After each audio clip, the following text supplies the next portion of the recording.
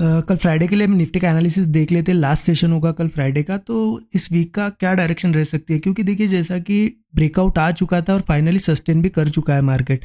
कल का व्यू हमारा क्लियर था, हमने डिस्कस भी किया था कि बुलिश ट्रेड हम प्लान करेंगे, क्योंकि ये ट्रेंड लाइन थी, बहुत इंपॉर्टेंट ट्रेंड लाइन हमने निकाली थी। उसके ऊपर हमें मतलब 24,300 के ऊपर क्लोजिंग मिल गई थी। तो क्या डिस्कशन था कि बुलिश यहाँ पे ट्रेड बनेगा अगर सस्टेन करता है तो। कहाँ पे सस्टेन किया मार्केट ने वो देख लीजिए। देखिए ओपन होते से ही यहाँ पे रेंज बने, हमने डिस्कस भी किया था कि अगर इन लेवल्स के आसपास सस्टेन करता है या रेंज बनती है, जब ब्रेकआउट आएगा तब हम ट्रेड प्लान करेंगे। अब ब्रेकआउट कहाँ बना, देखिए यहाँ पे नहीं बना, यहाँ पे भी नहीं बना, यहाँ पे आप ऐसा देखोगे तो ब्रेकआउट नहीं बना। फाइनली इन लेवल्स के आसपास जो है ब्रेकआउट बना, यहाँ पे ट्रेड बना होगा। यहाँ पे जो भी लोगों ने आज ट्रेड लिया होगा यहाँ पे ट्रेड बना होगा। कल का अगर एनालिसिस आपने क्लियरली समझा होगा तो। और उसके बाद मार्केट थोड़ा रिट्रेस करने आया, एक ब्रेकआउट बना है, लगभग 130 पॉइंट के आसपास का मोमेंटम था। ठीक है, इसमें से 100 पॉइंट 80 पॉइंट भी आपने कैच किए तो बहुत हो गया, क्योंकि उसके बाद रेंज बनाई है मार्केट ने। बट एक अच्छी चीज़ है कि मार्केट सस्टेन कर रहा है। अभी निफ्टी यहाँ पे ब्रेकआउट के बाद सस्टेन कर रहा है, तो एक पॉजिटिव चांसेस है कि यहाँ से अपसाइड का एक मोमेंटम अब स्टार्ट हो सकता है। पोजिशनल ट्रेड्स भी बना सकते हैं अगर फ्राइडे का मतलब कल का दिन मार्केट अगर ये रेंज या फिर कह सकते हो कि ये जो ट्रेंड लाइन जो ब्रेकआउट है ये सस्टेन कर पाती है तो।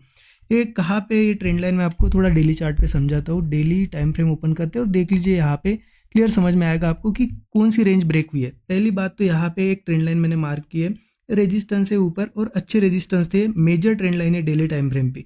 ठीक है, उसके बाद उसका ब्रेकआउट भी आया है और एक ऐसी भी रेंज बनी हुई है, इसका भी ब्रेकआउट हमें देखने को मिल रहा है और उसके ऊपर सस्टेन कर रहा है। तो इसका मतलब है कि कहीं ना कहीं रेंज जो है दोनों तरीके से ब्रेक हो चुकी है। अब यहाँ पे इंपॉर्टेंट ये है कि कल का दिन सस्टेन कर पाए और यहाँ से ऊपर निकल पाए। ठीक है, गैप अप भी होता है तो भी अच्छा है, या फिर सस्टेन करके जैसे ब्रेकआउट्स बनेंगे तो ईजिली हमें यहाँ पे ये लेवल 24,600 के आसपास तो ईजिली आते हुए दिखेगा और इसको भी ब्रेक कर सकता है। क्योंकि देखिए यहाँ से जो मोमेंटम स्टार्ट हुआ रिट्रेस करते करते, यहाँ पे अच्छा रिट्रेसमेंट 2 वीक के अराउंड यहाँ पे मार्केट ने सस्टेन किया है और फिर ब्रेक कर रहा है। मतलब यहाँ से एक बड़ा मोमेंटम स्टार्ट हो सकता है, तो पोजिशनल ट्रेड्स भी बनेंगे अगर कल सस्टेन कर पाता है तो। अब इंट्राडे में कैसे प्लान करना है, बहुत ही सिंपल सा यहाँ पे व्यू है कल के लिए। मैं पर्सनली भी यहाँ पे अगर करूँगा तो क्या प्लान करूँगा, देखिए 24,000 ये जो लेवल है 24,200 पकड़ लीजिए, इसके ऊपर अगर है हम तो ठीक है। मार्केट यहाँ पे मतलब ब्रेकआउट तो आ चुका है, सीधा गैप अप भी होता है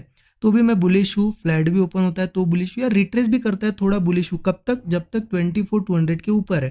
क्योंकि एक बार इसके नीचे 24,200 के नीचे अगर आ गया मार्केट तो ऑब्वियस ही चीज़ है वापस से इस रेंज में फंस जाएगा, और अगर इस रेंज में फंसता है तो और कितने दिन निकालेगा हमें पता नहीं। इसीलिए इंपॉर्टेंट है कल सस्टेन करे। तो मेरा प्लान सिंपल सा रहेगा कल के लिए, अगर 24,300 वगैरह या फिर इसके आसपास कहीं 200 के ऊपर ओपन होता है, थोड़ा रिट्रेस भी करता है तो चलेगा, क्योंकि देखिए एक अच्छा मूव हो चुका है। थोड़ा सा हो सकता है रिट्रेसमेंट के बाद जैसे ही ब्रेकआउट आएगा मेरा यहाँ पे ट्रेड प्लान होगा। यहाँ से सीधा 24,600 तक तो एक टारगेट हमें अच्छा मिलेगा।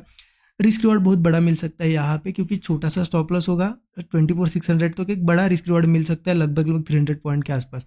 हाँ ठीक है, चलो थोड़ा सा गैप अप भी अगर होता है या फिर अच्छा खासा भी गैप अप होता है तो एक चीज़ का वेट करो सस्टेन करने का। अगर सस्टेन कर पाता है और सस्टेन करने के बाद ब्रेकआउट बनता है तो यहाँ पे अच्छा ट्रेड बनेगा, क्योंकि गैप अप के बाद डायरेक्टली जंप नहीं करना है यहाँ पे, क्योंकि गैप अप के बाद हो सकता है रिट्रेस करे। रिट्रेस करने तो कितना करता है, उसके बाद जैसे ही सपोर्ट बन जाएगा और सस्टेन करेगा तब जाके हम अच्छा ट्रेड प्लान करेंगे। बहुत ही ईजी सा यहाँ पे सेटअप बना हुआ है, अच्छे ट्रेड्स बन सकते, पोजिशनल ट्रेड भी बन सकते अगर सस्टेन करता है तो। हाँ, अगर वापस से 24,200 के नीचे आता है तो मैं वेट करूंगा फिर कल के दिन यहाँ पे कि क्या करता है, क्योंकि फिर रेंज में हम प्लान नहीं कर सकते।